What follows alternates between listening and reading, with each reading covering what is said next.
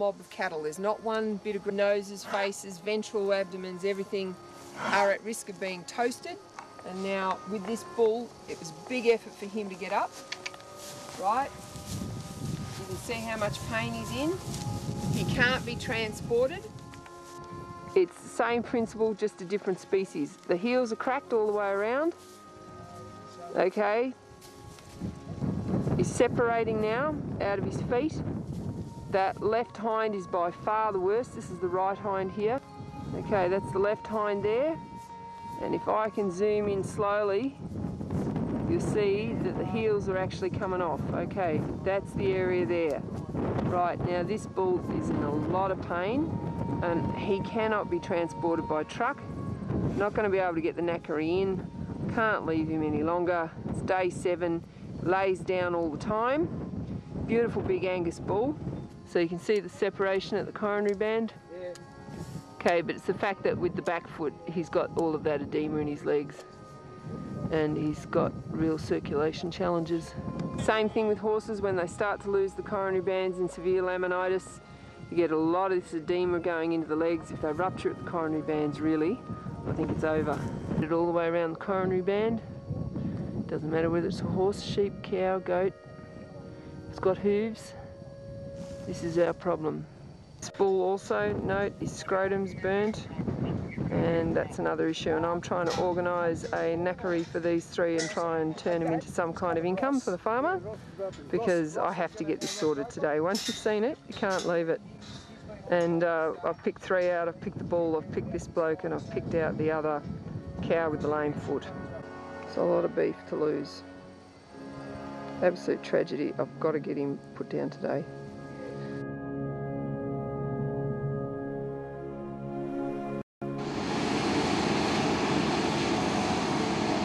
Now you just look at how quick they'll cut this tree up.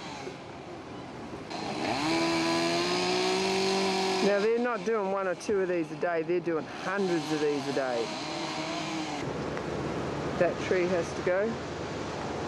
Anything with an X on it is in danger of falling over onto the road, and they all have to go.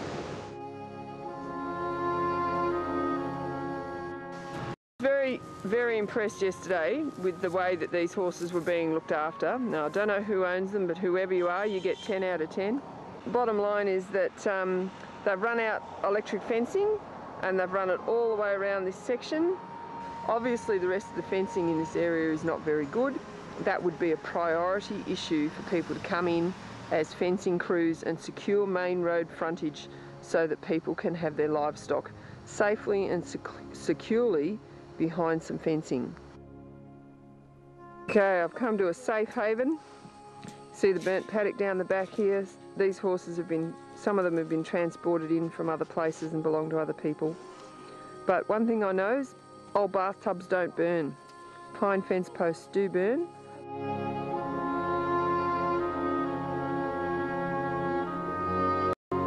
And I'm here with Michelle. Michelle is in, what's the area? Glenburn.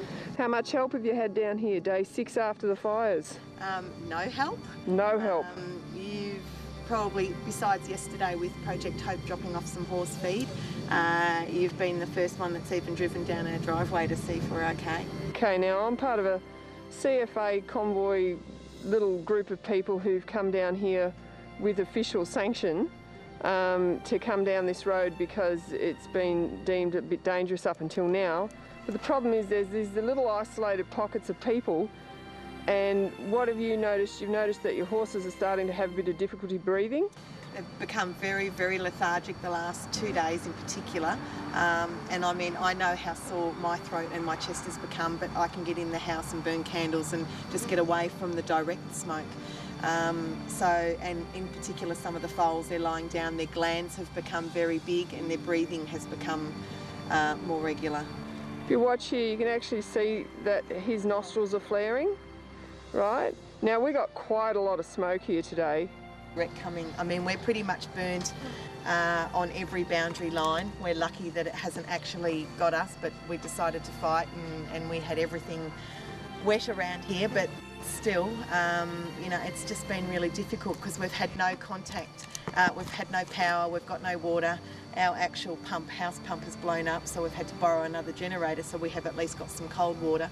The pump down the river has now blown up, so we have to go and pump the water down there, so we've got water for the horses. And unfortunately, the water that the horses are drinking is full of ash now as well. Can't believe it's already been nearly 7 days. It's like we're just here in limbo.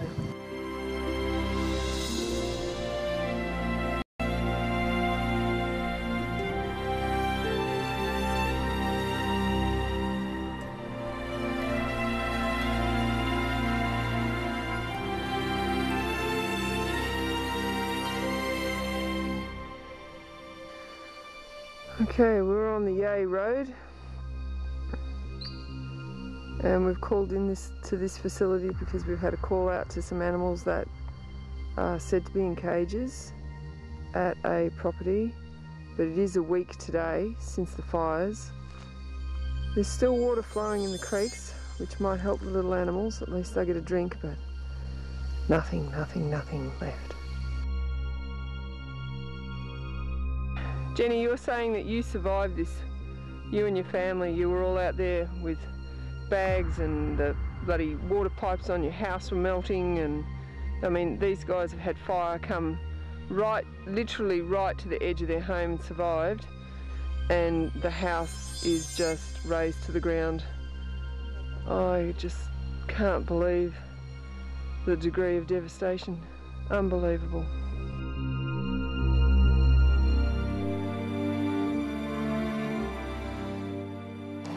Okay, well, she's drinking. She's with a group of goats and everybody else seems to be fine. Yeah, I know, sweetheart. It's been a tough week. And the smoke inhalation ongoing is not doing anything any good at all. Everything's getting very run down now. The insides of her ears. Steady, sweetheart. Her face. Now, none of the other goats are in this kind of condition, so anything that's lame really struggles. This crusty nasal discharge is not a good sign, but her eyes are okay. So you rescued the goat? The goat adopted us. She just turned up in the paddock one day, and yeah, wherever the horses go, she goes too. Yeah, so. I've noticed that goats actually really like horses, and if they don't have any other goats, yeah. This foot's got an unusual texture, like this is toasted.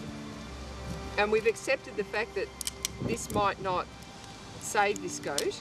But what we're going to do at the moment is I'm going to trim the feet, get rid of the worst, so she's not rocking back on her heels, because her heels are the most affected part, just like a horse with laminitis or anything like that. Same principles. Try and get a weight bearing a little bit further forward. And then what we'll do is I'm going to dress the hind feet where the heels, the coronary bands are actually cracked. Okay. Righto, so this coronitis, because it doesn't go all the way around, right, and she is able to get up and walk around, we're going to just wrap this up at this stage. It needs changing in, say, 36 or 48 hours. All those scabs will just come off. But in the meantime, we'll start her on some antibiotics and some anti-inflammatories, and we'll just see. And look, if little goatie gets worse, we'll put her down. But otherwise, we'll try and see what we can do. Because as you said, your kids have lost friends and neighbours, and anything that's survived up to day 7 like this. It's all right, sweetheart. The feet after. Now, not doing too much. I just don't want these big long toes tipping her back onto the heels too much. And you can see the heels are all curved where she normally walks on them. So we're just doing the minimum at this stage, not too much. Okay, so dog and cat stuff's good for all these sorts of things. Any of these anti-inflammatory, lignocaine containing, antibiotic, antifungal, anti-everything is good. And we're just going to make a little pad to go over the top of it, and that'll soften it up. Doesn't have to be perfect, that's for sure. Poke that down between the claws. That's right, just steady. What are you saying? You don't like blue? Crikey. No time to be fussy. And anything that can be given once a day, not twice a day, so different to horses. Horses need twice a day penicillin. Cattle, sheep and goats will all go okay on once a day, and you use different penicillin. You always use what they call LA, long-acting Right, so that's one. It's just like a little boot just to protect the bottom a bit.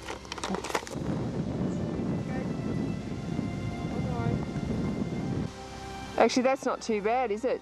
She looks a bit better already. She does. It might be psychological, it might be the need to escape from us, but that's a start, that's a plan. Took a fair bit of foot off,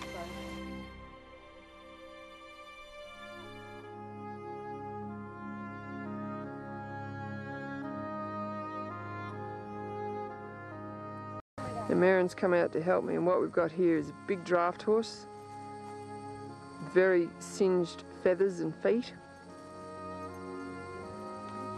Back feet are quite severely affected, as you can see, and we'll get in and we'll have a good look at that in a minute. But all her feathers caught on fire, her tail's singed. This is pretty common: burnt faces, burnt muzzles, burnt eyes, burnt feet. This dermatitis is actually a previous problem before the fire, and this is not uncommon for Clydesdales to get this condition. It's kind of like greasy heel, mud fever, and all of that combined, whatever you want to call it at the end of the day.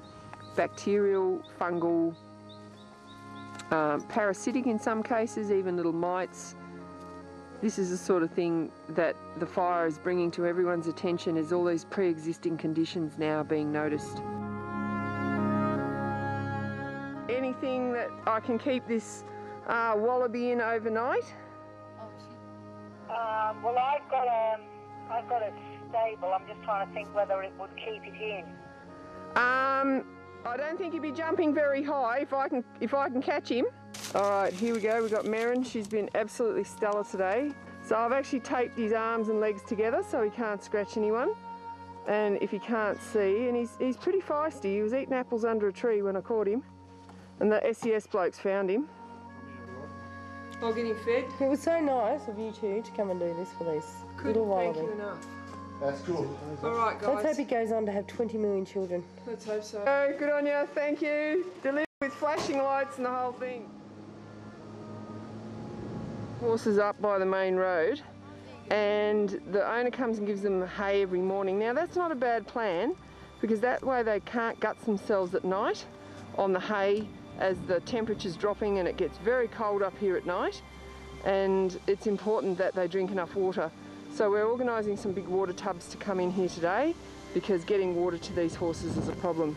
So home bandaging, looking a little bit puffy above the bandages is a bit of a worry, but the owner was worried about burns here at the back of this horse's feet, so we'll check that.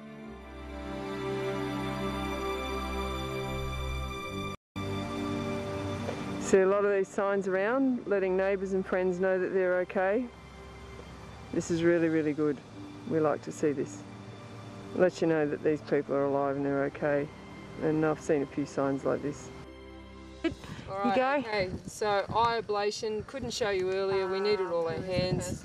I would say the sheep probably got pecked or injured directly into the eye was infected and she has to go draining. to North Warrandyte Vet Clinic to do that, Mum, because So that's out of our the area. bottom line here is we've got a 2-layered closure, we've got absorbable stitches, we've got a team of people, we've got the owner holding the sheep, we've got heavy sedation, not general anaesthesia, and local.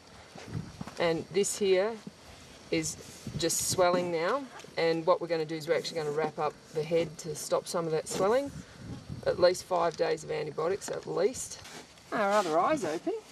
That's better. Yeah, so if in